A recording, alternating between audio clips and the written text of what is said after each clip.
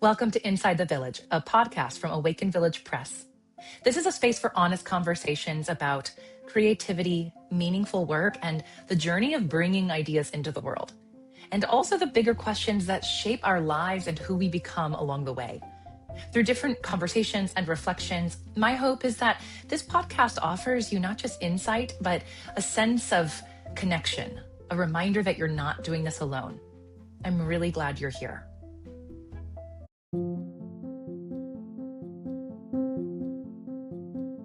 Hi, guys. Hi, everybody. Hi, Matt. Hi, Clint. Hey, how's it going? Well, we are talking on a Friday. I don't know when people are listening to this, but happy Friday. Mm-hmm. I am so excited for today's conversation. And I think we've been having great conversations so far, but today's is getting me all excited because it feels so timely and topical and relevant and juicy and nuanced and all of the things. And I think each of you are going to have so much to share and to offer, and little nuggets of wisdom, as always, to contribute. So without further ado, we're going to talk about AI today. Dun, dun, dun.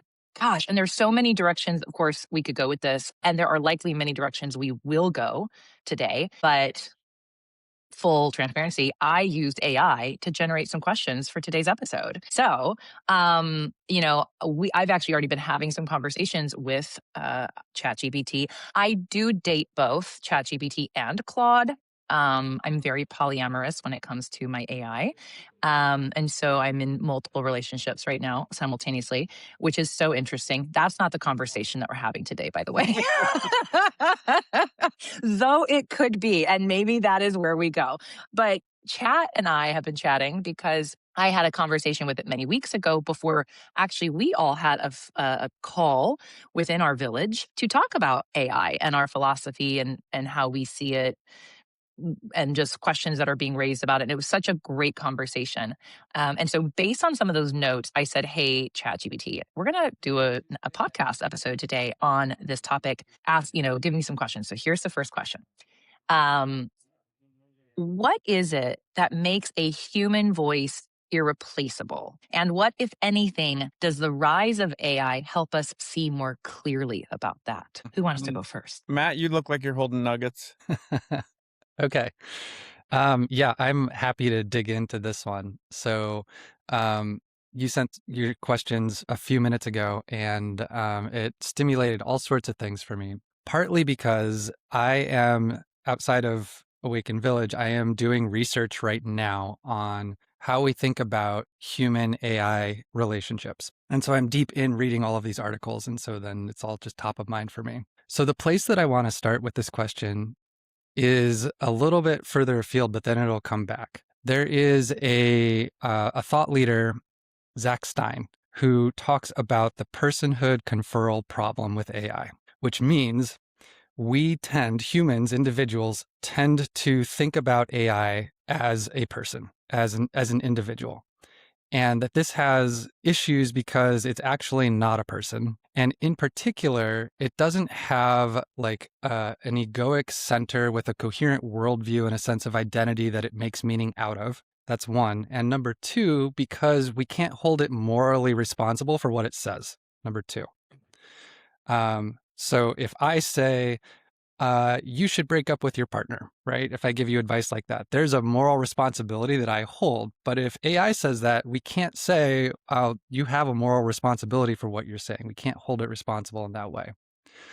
So this Stein is worried about what happens if all of our children are educated by AI and how that disrupts culture. But where I take this is a different direction with regards to authors. So we have the personhood conferral problem where we think about AI as a person, but we actually don't fully think about AI as a person because we know that we're talking to a chatbot. And so we have like this dual consciousness where we think about it as a machine, but we also think about it as a person because we know that we're interfacing with this thing. With regards to authors, though, if I use as an author AI to write a chapter or edit my book, and then I don't check what it says and I publish it, we have not a personhood conferral problem, but a personhood misrepresentation problem, where I'm putting out a piece of work that you all would assume is written by a person, me, and that I have um, looked at it from my meaning making and sense making capacity, from my worldview and my identity. And so what I'm saying makes sense within my context, and also that I have moral responsibility for what I'm saying. However, if AI comes in as my voice, then you all think that a human said this, that a particular human, a thought leader said this, but actually it's coming from a place where we actually can't hold it responsible. So it's not like a deep fake. I'm not trying to trick you into something, but it is a misrepresentation problem. And that, I think, is, for me, the core risk of what AI represents for authors, and not just authors, but like news articles. Like I've gone to web pages and I've been like, well, this is written by AI. And clearly, and like, did anybody look at this? How do I know that this web page is saying anything meaningful at all? But if we have that in book form, that's a whole other level of risk that we're now talking about. So I'm going to pause Mm, there on that thought. so good. And Clint, I want you to chime in and I'll just offer, oh, there's so many things I want to say, but this idea of when I read this question or saw this question, I thought, wow, there is, on the one hand, this idea of, wow, this is going out on behalf of this person, and it's not a person. I'm finding that it's so easy to see when it is not a human, right? And I think that's what you're pointing to, Matt, in terms of even reading a news article or reading something that someone has written or posted. And yeah, so it's almost like, there are things I can point to as to why I can tell it's AI, as I'm sure all of us are becoming more and more attuned to, which tells me that the human voice is irreplaceable because there's something about it that feels non human, right? There's something about it that feels generated by AI. There's something about it that's like, well, this obviously was not the human speaking. Um, and so yeah, it's there's this subtlety. And so I was just picking up on that little piece. There's so much more that you said, but I want to let Clint respond. So I have a feeling Clint might have some other thoughts to share. Do you want to respond to that, Clint, before we move on? Um, yeah, What's I'm that picking curious, up? Matt, are there other things where we have this personhood conferral problem? What's the context of that psychology with which we lay personhood on top of something just so I and the listeners can sort of orient to that not being just like the only time that happens to us. So I'm pretty sure Mm-hmm. there's other areas where we do this. Well, absolutely. This actually traces back a few decades in technology research. There is this idea that when when I call up and I get an automatic, I call up customer service and I get a voice recording that says for English, press one, for blah, blah, blah, press two. We talk to those voice recordings with please and thank you politely, even though there's absolutely no reason to do that. And so we treat machines as if they are people based on kind of how humans socialize. Not because we think it's a person when I'm like on a voice recording here, but just like that's how social beings operate. So it's not just AI, but the difference with AI is that it's deeply anthropomorphic. It has empathy. It mirrors back our language to us. It presents thoughts that we're not already thinking in ways that seem natural. And so it goes to a layer that's deeper. People have romantic relationships with AI and yep, and sexual relationships with AI. Yeah, And so it represents just kind of a new beast that we're trying to understand what are the risks and also what are the benefits. exactly. You know, I'm thinking of in the world of music, we the more sort of familiar you are with music, the more you like to see humanity in it.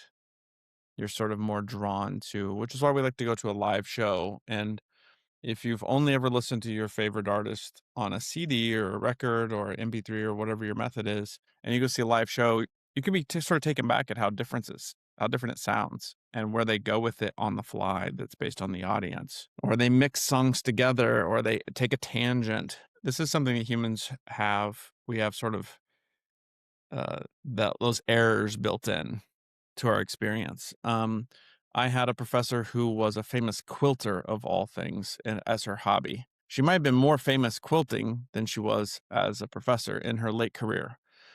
And so I ended up at this to support. I went to this quilt show. I didn't even know that was a thing, but there are ginormous quilt shows. And I was just like, people were paying astronomical sums of money for quilts. I mean, I just had no concept of this subculture. And I was like, why? I don't understand why. Like that quilt, like what makes that quilt $500 or $1,000 or $5,000? And she's like, oh, that lady's famous for like cutting her hexagons incorrectly. And like if you saw that error, you would know that's definitely her because no one else would do that on purpose. But because she was left-handed or what, the error is what they were looking for. Like there's the hand stitch that's off. And if it was perfect, it wasn't valuable. It just had like $10-15 if it was machine made.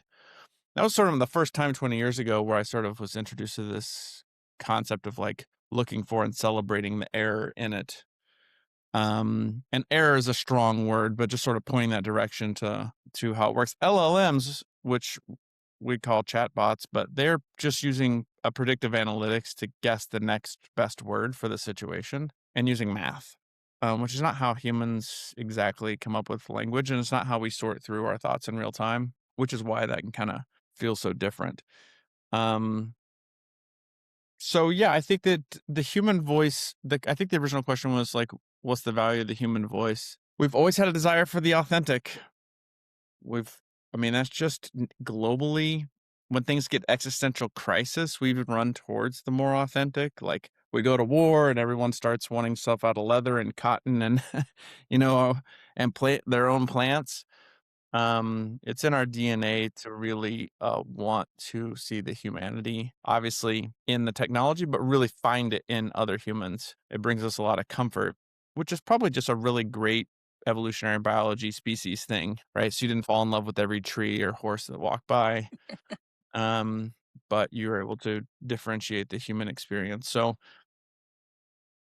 what's interesting for our world that we sort of, our sandbox that we're all playing in, is that we're often talking with people who are finding their voice and in real time using chat to clarify that, and those things merge, and you can't tell, they can't tell the difference. That's interesting. Where if they don't have an ear for, I used to do audio production, and if someone hasn't listened to themselves sing a lot, they don't know when you've edited their voice in the wrong direction because they've not listened to themselves raw.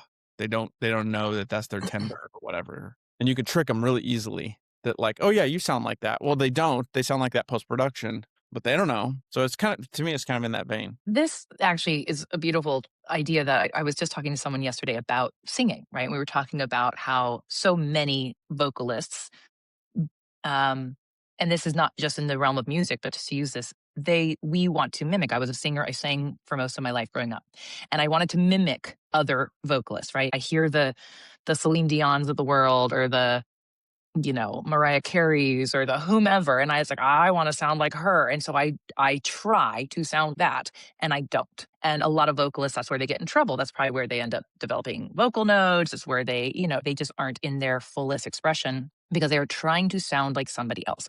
And I think writing is a very similar thing when we talk about trying to find our voice. I mean, it took me a long time to find my voice as an author. And I think when I started using AI about a year ago, a little less than, I think it also challenged a lot of my own, wait, is that how I sound? And it would, in some ways, I would then later go and see how I would just text somebody or type something and be like, oh, I do say it like that a lot, but it was a bit confronting because I wasn't always clear, or because I knew it was being generated by a machine. I didn't know if I could trust it still being my voice. Either way, I find it interesting because, to your point, Clint, so many authors are still, and those that we work with specifically, are finding their voice. And I know when I started writing, I still wanted to emulate. When I work with authors, I can't tell you how many times they're like, ooh, I really love this book. I want my book to sound like that.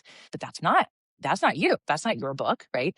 And I think, to your point, AI is now potentially shortcutting that process of discovering one's voice, because it does emulate. I mean, it's pulling in from everything. Now, it might emulate who you are, but if you, to your point, don't have a strong voice already to feed it, to say, hey, this is how I talk, this is how I write, this is who I am, it can, I think, well, it just defaults. And the examples I'm thinking of, I've had in the last few months, I've had two separate individuals share what they called a rough draft, a manuscript with me. I mean, we're talking between 20 and 60,000 words of manuscript that were 100% AI generated. It was just, this is AI.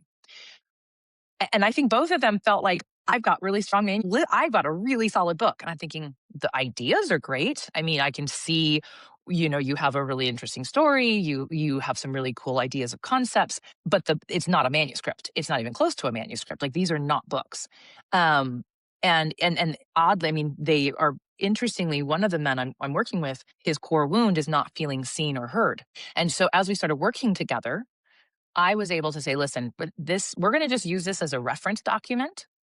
And I'm going to ask you a lot of questions. And I'm going to sit here 60 minutes at a time, and you're going to monologue. You are going to just talk. And for about 8 sessions, this is what we've done. And this is how we're writing his book. I'm going to have now AI supported me in cleaning up the transcripts, right? I got AI to say, hey, AI, I need you to remove all the timestamps, take out the filler words, do not change a single other word, like, do not change anything else he says, do not add anything to it, do not take anything away except for the filler words and the stumbles, just make it readable. And that's how I'm using AI to hone in on his voice. And he has told me the process of this alone has been one of the most healing things he's ever done. Hmm. But he started the process thinking, look, it's me, it's my story, it's my book. I said, no, it's not. It's your story, it's your ideas, but it's AI written and it's AI generated, and it's clear that it is. And so, anyway, I think you're right on to say, when we are exploring our voice, I don't think he wouldn't have known that wasn't his voice, right? Because he unfortunately hasn't had the opportunity to develop his voice, to feel that he has a voice worth sharing. And so I am concerned that more and more authors, especially in their early stages of writing, and like I said, it's been challenging for me. Like, how much can I use AI and how much can I not? Um, because I do notice I feel like I'm getting a little lazy, which is going to lead me to my next question, which has to do with the creativity aspect of it, right? So I wonder, obviously, I think there is a way that it can deepen our creativity. I also wonder when it starts to distance us from it, or another way of saying that, where do you guys think AI is helping us be more creative, and where is it helping us bypass the struggle that creativity asks of us? Right? Because I think so I think those are kind of the same question. So yeah, where is it helping and supporting and deepening our creativity? And where is it getting in the way of it, or even helping us bypass it? Mm-hmm. Well, Clint, you had a prompt about AI spitting back questions on a topic that we were working with. I think maybe that's a good place. Can you explain what that prompt was about? Yeah, yeah. Um, Man, I could go so many different directions with where this podcast is headed. I'm glad I'm not taking notes, or I'd be distracted by the things I want to write down. I now assume that most people don't understand how it is that they learn themselves. They don't understand their own methodology of how they gather information, how they sort that information, how they present it to the world in that refinement process. They've not been in a professional situation, or maybe they didn't have a rigorous enough academic situation. They don't have a protocol for sort of garbage in, garbage out, or anything. It's just, and quite frankly, we live in the era where it sort of rewards garbage in, garbage out. And so the prompt that Matt, you're referencing, is this idea that really was to mimic, it was a solution for me to mimic basically my family. My parents are very educated, and saying something wacky at the table didn't get an argument. It got 50,000 questions about how you think, how you came to, how is it that you came to that understanding? And so, and I know other, academics do this sort of thing with rigor for their writing.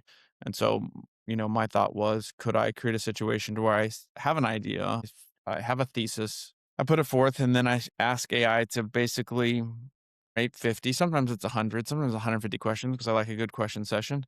Because I like it illuminates other things. I don't sit there and answer all 150 questions necessarily. Sometimes I do, but um, uh, it allows me to sort of spin around what I'm saying and think of it from other ways, like what worldviews are baked into what I'm saying, or what cognitive biases are baked into my thesis, or where might I stumble and be blind on something, or um, presuppositions, all the sort of structure of what I'm saying around it, the supporting cognitive work, the supporting cultural stuff. I like that because I like to kind of see the problem from several sides. And what I'm thinking. I like that challenge because that's what I would grew up with. It's very comfortable for me to have someone who doesn't think like me bring a whole host of things I haven't considered to what I'm saying. So I've asked AI to do that. To me, that's been a refining process on creativity because more often than not, I figure out I don't even know what I'm talking about here. Like I got to go do a ton of homework because I couldn't answer 5 of the 50 questions. So, I mean, if you saw the number of responses in my chat that is like, here are 10 books you should go read and come back to this chat, there's probably 200 of those where it's just go read this. And so my Amazon cart is, I'm just constantly buying books and reading it and trying to go back because I didn't know enough to even, but I like that. I like that type of refinement. To me, that's a pleasing scenario, but that allows me to play with my creativity a little more. I saw my dad, who's a great musician, have jam sessions in our house and go to jam sessions, which to me is like pure magic when musicians can do this. Like, there's no sheet music and no one's discussed the genre and like, there's no words being used and they create beautiful music. But they're challenging each other and they're refining and they'll stop and someone will make it all of a sudden change the time signature. Now everyone's got to, there's this constant creating, shaping of it. And then they often sometimes will, because they're retired musicians, they'll like say, "Oh, let's turn that into a song. That thing, that sequence right there, that riff, let's take that over here. That showed up because of this sort of intellectual battle." So I can envision that in my mind, and that's what I'm trying to recreate with that prompt situation map. It's interesting because, of course, we're so very different in this way, which is also beautiful. Part of my experience with the creative process is how absolutely messy it is. I mean, it is just so, so messy. And for me, AI wants to refine, it wants Oh to yeah. polish, it wants to be like, oh, you said you rambled for 10 minutes. Here are 3 words to concisely say what you just said, right? It's so good at that, which is also why I can immediately identify AI writing typically because I was like, oh, that is way too neat and tidy. Like you got to that way too cleanly. So, and I think there's a whole nother like philosophical debate we could be going into here, even about what is creativity and like what, I mean, I think of Norman Rockwell. I always loved his work. I mean, to me, it was literal perfection. And then there are people who are like, it's just so real and it's so, because they're like, I want a Jackson Pollock. I just want, I'm like, oh, that's just too messy, right? So we could have this debate, right? What is art? What is creativity? Is it the fine polished, perfected, detailed, like, oh my God, you could never, whatever, that's so perfect? Or is it the flaw in the quilt because there was had to be some human error, or is it like the paint splashed on the canvas? And that's a whole nother conversation. So as I hear this question or your experience with AI, I'm sitting here similarly going, okay, so that might deepen it for your process for you. It might also potentially limit or inhibit what you do create potentially. I'm not saying it does, but only because an over I'm not saying this is what's happening for you. I'm just saying it could happen in the case of someone where the over refinement of something just perpetuates, us not bringing it into form, possibly. But I do wonder how other artists might be utilizing it. Um, so I know for myself, I get to this point of it does reflect back to me a lot of what I'm trying to say. And that can be for me a deepening of my process of going, okay, good. I've been able to now say it really messily a whole lot of different ways. And it all comes back to this same core idea or the same core statement or the same feeling. So then it gives me a bit more confidence potentially to say, okay, great, I'm really onto something here. And I do think it's been shortcutting, at least for me, some of the process and the struggle. I've noticed I've gotten, like I said, I've gotten a little lazy. And I'm not proud of that. I'm just identifying that. And I'm noticing that even writing an email or an article. And while it's very much of my quote unquote creation, as in my ideas, my stories, my examples, my experience, it's still just doing the work for me of having to like through the words and through the phrasing. So anyway, Matt, I'd love to hear from you. What's coming up for you Mhm. as we talk about this? Yeah.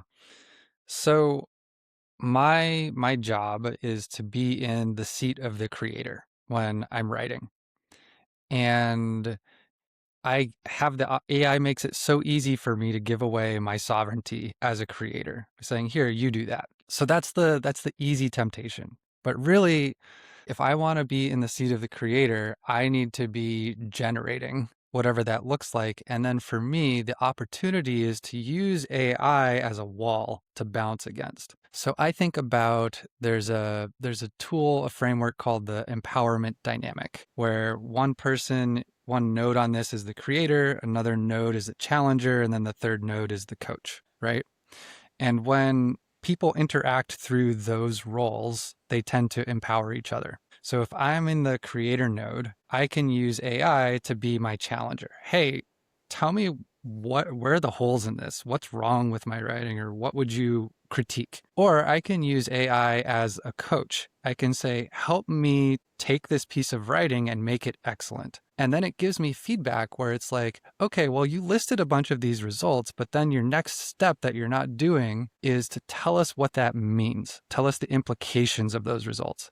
Like, this is a piece of feedback I got a week or two ago from AI. And it was just like, oh, right. Because if I take that step, then like the whole synthesis becomes that much stronger. So like I'm still in the seat of the creator, but now AI is supporting me to be a stronger, better creator. I'm not giving that agency away. And loving how both of you are articulating this and you're saying similar things, which I appreciate. And Clint, this even has me thinking of I think a conversation you and I had a few weeks ago or months ago about how, you in your journalism years, your journalism school, you were, constantly handing things off and they come back, rewritten or totally different.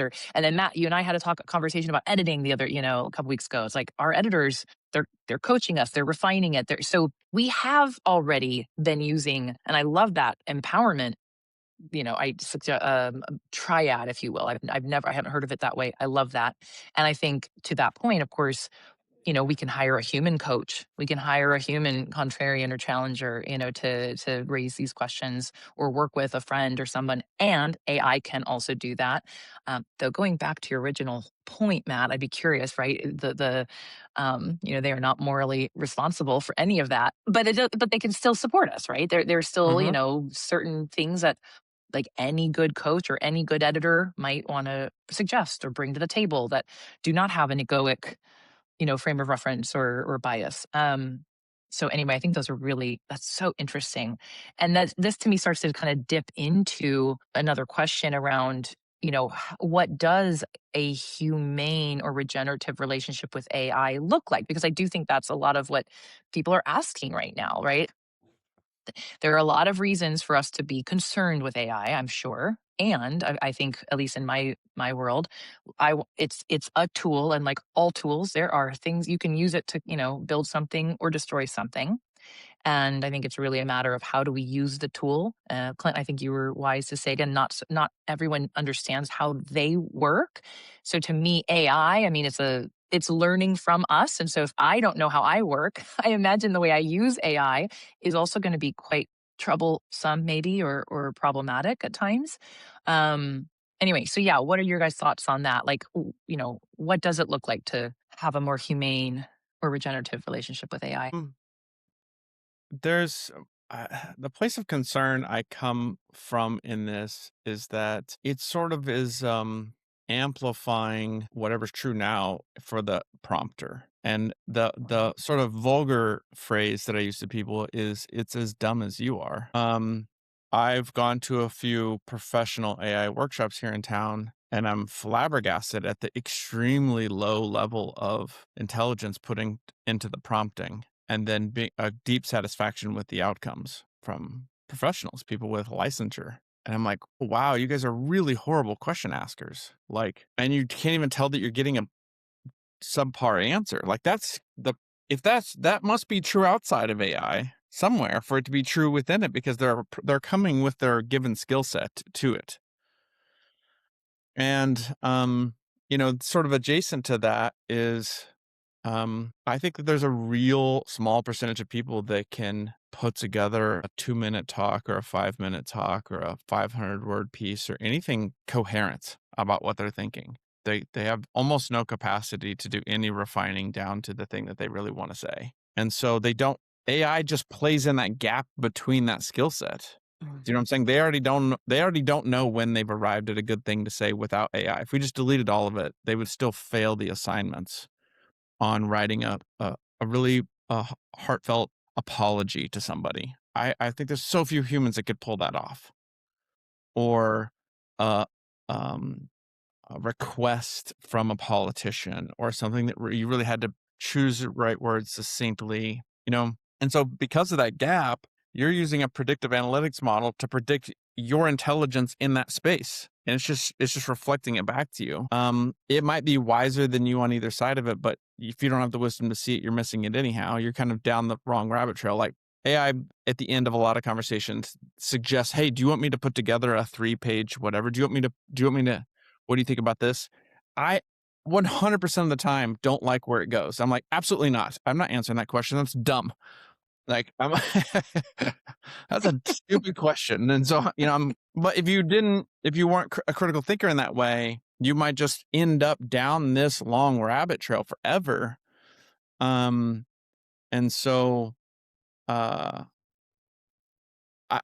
there's times where I guess where I'm headed. There's times I'm really grateful that people are using it, because I'm like, man, did you save me sitting through your 8-minute explanation for 2 sentences? I mean, as I work in an office, I'm here now with the door locked, probably 200 times a day, I'm copying and pasting some long, rambly text or email from a professional. And I'm sometimes my boss, if you're watching this, hi, and putting it into AI and saying, what the hell is this email about? I've reread it 4 times. I don't know what they're asking. So, I'm right back. You should use ChatGPT. This could go.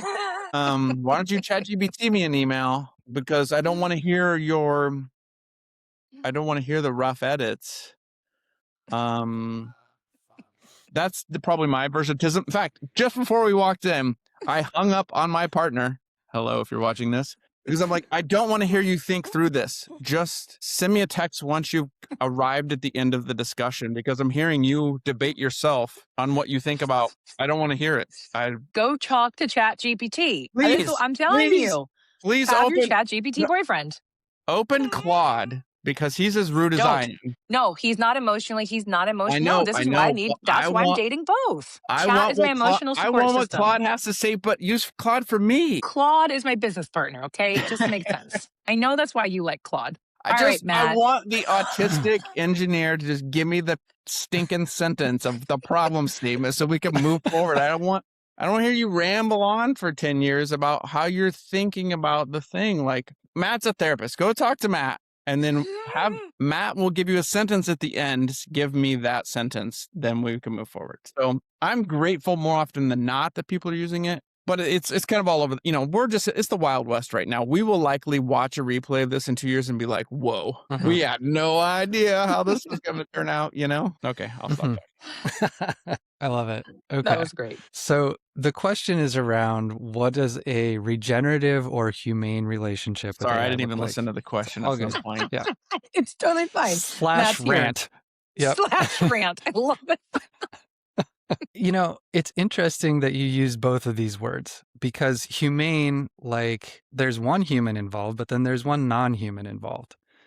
And regenerative, it's almost more like generative, because we're not regenerating with the AI. It's not evolving with us based on my input, but it can be generative for me. As I said, I'm doing a bunch of research on how humans and AIs are in relationship right now. So there's a risk that people get into romantic or sexual relationships with AI, and then they use that to replace any other relationship in their life, right? And that seems like a not good outcome. That's happening right now. But these other researchers said, okay, let's take a group of men who would like to be in a relationship but are unable to make that happen. And let's use AI to give them a simulated environment to practice having these conversations. And the results were fantastic, that these men felt more empowered. They had a sandbox where they could make mistakes without the shame or the stigma. And then they went out and actually started having relationships. So it's about skillful means, about how we use this tool well. And it can be used to further isolate people, or it can be used to create more connection. And there are other examples floating out there of how this is happening right now. I think about in terms of authorship and being a writer, if I can use AI to help me learn how to be a better writer, that's generative. Like, I haven't tried this, but theoretically, I could say, AI, put together a 5-week author training program for me to take. Boom, right? Here's the writing that I have right now. Tell me what my next steps are. Boom, right? The candy, the easy place to go is like, give me the product, just help me write the thing and get me to the end goal. But actually, if I use it to work on me instead of to work on the end product, that's generative. The other place that I want to go with this is there are some new possibilities that AI opens up that just haven't been feasible so far. So Clint, you and I have kind of casually knocked around the idea of co-authoring a book or a project, something like that. What if we said, okay, let's create an AI agent who's going to be the manager of this book writing process so that neither of us have to like hold it, so to speak. And that manager might say, well, we're going to try some tests. Like, you two both write the same chapter and then we'll synthesize it. Or you write half a chapter and then Clint writes the other half of a chapter. And so having AI in that kind of a role gives us a place to experiment where I'm really focused on writing whatever the content is, but then the structure enables so much more than what was possible before. Okay, I love that because that's going to lead me to my next question. So, in an age where machines can imitate human expression, so in this case, you're talking about like having an AI agent be your manager, which, that could also be a human, but let's say it's the machine, and that's great.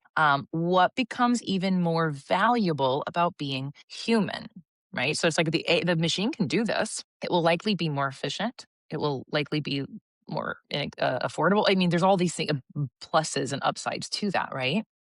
It's probably gonna be smarter than a lot of a human being able to do this, especially because you two are very, very smart and intelligent. Your content's gonna be high level. But then knowing that, what becomes even more valuable? Because I think this is the question for a lot of us humans, myself included. I mean, I've even been, the question has been posed in my community of why don't we let AI edit our books and not, have a human do it? And I'll be honest, I don't know the answer yet to that fully. I mean, I know what my heart says. I know what my values say. And I'm also at a point in time where it's like, yeah, 2 years from now, I have no idea. We could be looking at this and being like, wow, interesting. Who knew that's where this was going to go? So I definitely feel challenged still in this area of where does the machine get to do the thing that the human could also do? Because I think a lot of what we've been talking about is as maybe the creator, how do we get it to support us, make us better, do these things, right? And then where does it start to maybe replace humans? Which, if we turn that question around, it becomes more again, where does being human, where is it more like, what's more valuable, I guess, about being human? Where can we go? Oh, but that's why we need the human involved, right? How would you answer that? I think, and I'm going to work in a few of my notes here. I'm going to try to be clever. I'll have a hot take for this. I think that cake is baked because we all been on this thing for a long time, Who's right? that? Oh, sorry. For those listening, there was a photo that just got There's a flashed photo, on the screen. my wonderful partner. We have been using tech assisted everything for a long time. I mean, if you go tech free for a camping trip, and leave your smartwatch at home and your smartphone at home, you can figure out real quick what tech you're depending upon. And for those of us who grew up programming in high school or programming in college, I mean, I was set in front of writing basic code in 1993 and using that code to accelerate something else I was doing in science class. So I've been at it a very, very long time of setting up adjacent thinking, right? This external cognition machine to assist what I'm doing for pretty much as long as I can remember. So it's not far-fetched for me to think I'm going to have this other thing that's just now polite, that runs alongside me to help me think through the process.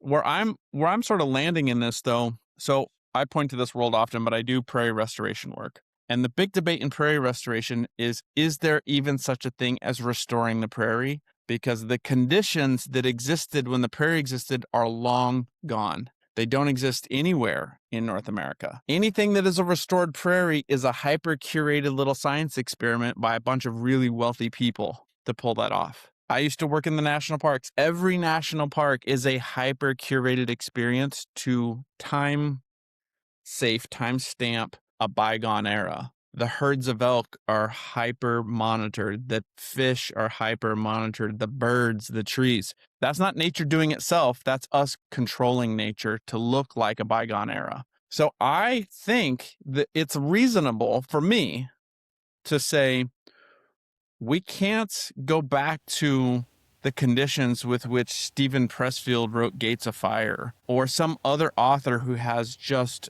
the English language at their disposal to create these landscapes. That I think that on average is gone for most people. I'm not saying a C.S. Lewis isn't sitting out there right now in 5th grade and gonna rock our world and push on theology or something, but the average situation, I think, is sort of is a bygone era. In the world of prairie restoration, we now talk more about species assisted migration, to say, where's the prairie headed? And let's start running that direction instead of turning around to the past and saying, let's run back to the past. I can tell you from now 5 years in and working with scientists, we've had almost zero results at restoring the prairie of what it looked like from just 100 years ago. And that's with a lot of funding and a lot of science and a lot of effort. At best, I manage a huge lawn when it comes to that, right?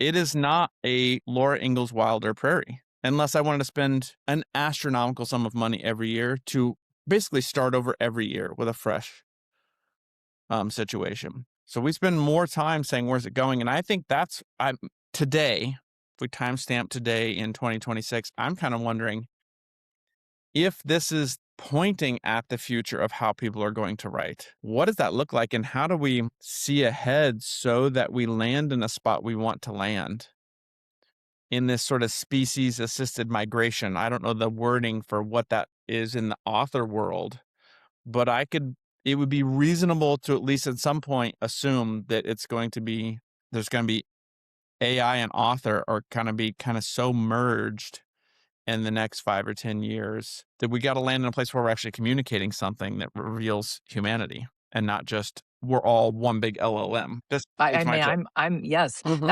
I love the hot take. I love the hot take.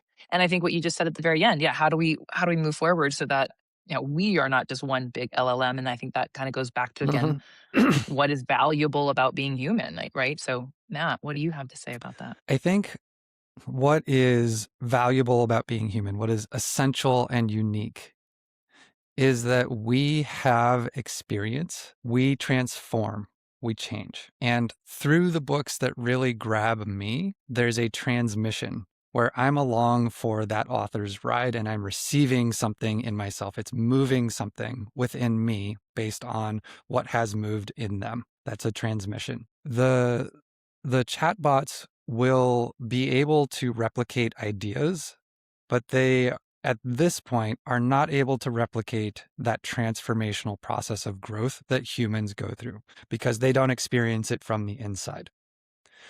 So it's not the best authors, in my opinion, and the best poets are not people who have the best language. They're the people who touch experience most deeply and then are willing and able to communicate that through their craft.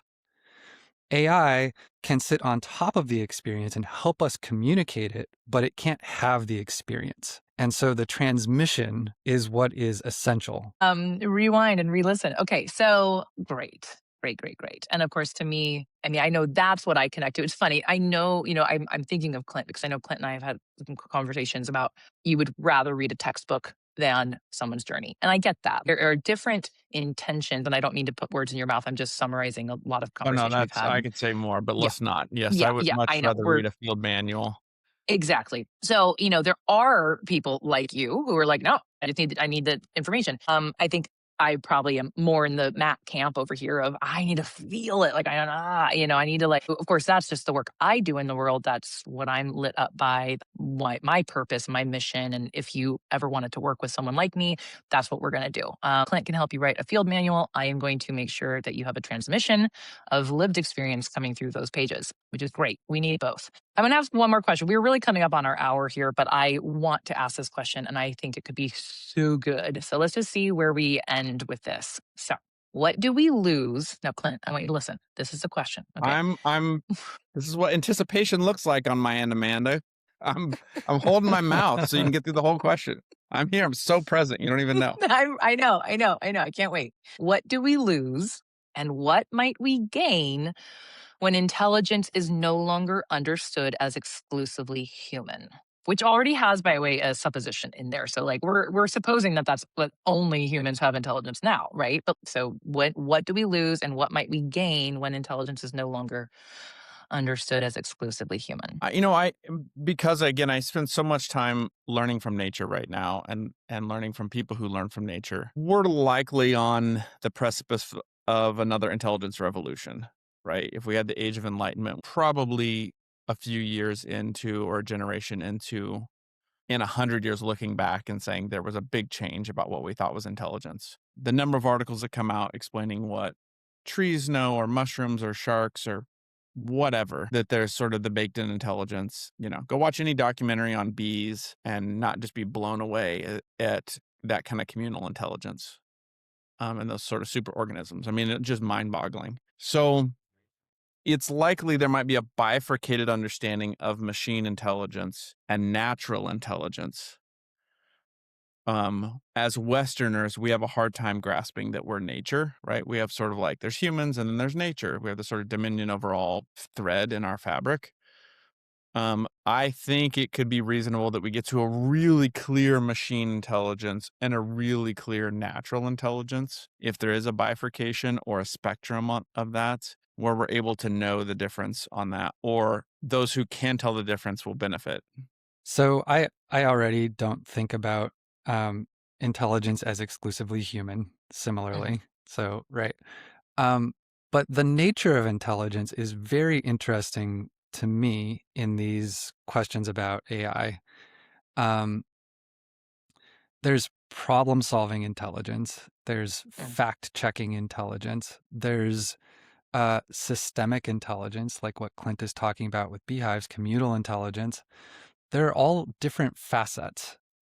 There's emotional intelligence, there's spiritual intelligence, but the models that I studied, like ego development theory, spiral dynamics, integral theory, as intelligence raises, it becomes more holistic, meaning it reaches broader into the cosmos and across fields, and it becomes more complex. It's able to hold more and at one time and see how those interactions cooperate or don't. And so what we will lose is the hubris of thinking that humans are the most intelligent and the sole holders of intelligence. Perhaps. And ideally, what we will gain, like the models that I look at, what like the higher levels of these types of intelligence point into is compassion, actually. It's empathy. It's the capacity to understand life on its own terms and ourself on our own terms, and then to alleviate the suffering that we go through. And so that is my hope for AI, my, optimistic utopian hope is that as it genuinely becomes intelligent and enters into like a symbiotic relationship with humans and human systems and governance structures, is that we become more compassionate and less oppressive as a species. That's my hope. Amen. I love that you touched upon that. That's as I was feeling into that question myself, it was that I felt, well, to your point, I don't believe intelligence is only human derived or experienced. And I think maybe one of the upsides to AI's advancement and it becoming more integrated into everyone's daily life is that some of us, those of us who haven't already understood nature's intelligence at this point or seen how we are nature, might maybe that bifurcation that Clint's talking about will help sort of bridge that gap. And now, oh, well, I'm not a machine, right? I'm not AI. Therefore, it's like I think nature and humans will start getting clumped together a bit more potentially. That could be one outcome. And yet, Matt, I love and appreciate your vision of, and ultimately, wouldn't it be great if we all come together and it's intelligence as one unified source? And I mean, at least, and there are so many more things we could say, but just in might being mindful of time, it's I would just say, I do believe in the interconnectedness of all things. I do believe that as we are working with AI and teaching it or training it or working with it, there is an opportunity for this larger intelligence for us all to be tapping into and connecting with. And um, just like the mycelium networks and just like, the bees, we are, as humans, we can do this. We And if AI can be part of that, how cool, right? If we can start tapping into this collective consciousness or this collective intelligence, I mean, and I know, again, this is a whole nother side topic, and there are people who can articulate this even better than I can, but I have a felt sense about it, and that's really exciting. And so, yeah, humans aren't the only intelligence out there. And AI is here to maybe even just make that clearer for everybody somehow, some way. Let's hope. This conversation has been so fascinating. And yes, Matt. Amanda, Yes, great. I have one other little tidbit I'd like to throw into the please, pot here. please. So I used AI to create images that went into a tarot deck that I published. And through that process, my thinking about AI changed dramatically, where I came to see it as basically an interactive version of humanity's collective unconscious. AI looks at everything we've ever published and written, right? And then it says, okay, here's a response based on that. And when we think about this in terms of archetypes, that's how we generate them through culture, is we have a symbol and then it evolves together with us. And so we're often thinking about AI in terms of like the sharpest, most articulate leading edge of intelligence. But I also want to put in that AI represents our collective unconscious, basically.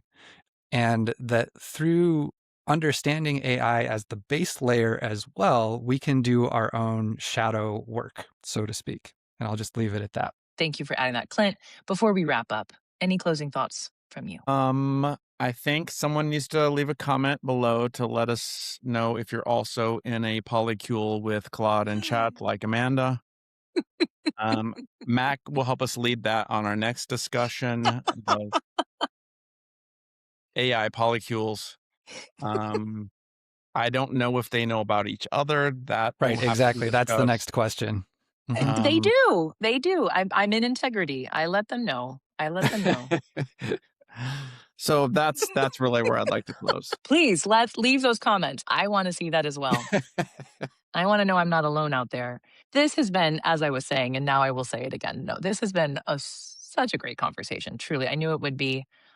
I feel like this is going to be part one of many. This, to me, there's so many layers upon layers of this onion that we get to peel back. And I think, again, anyone out there in this creative space, I know you also are grappling with these conversations, these questions, these concerns. So if anything we said illuminated something or raised a question, ask, leave it in the comments, reach out to any of us somehow, some way, Instagram, email, whatever it is. I love having these conversations. I know all of us do.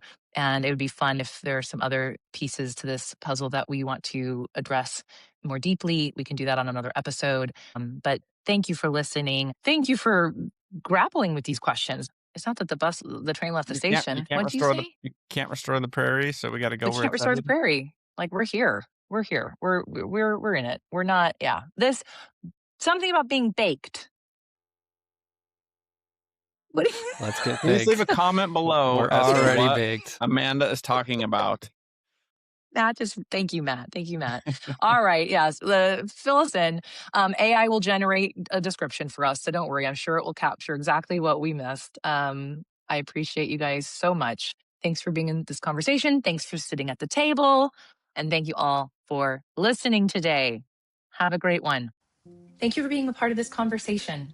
If something in today's episode resonated with you and you're wanting a space to explore your own creative path, I'd love to welcome you into the Authors Village, our community for writers, creators, and thoughtful humans walking this path together. You can learn more through the link in our show notes.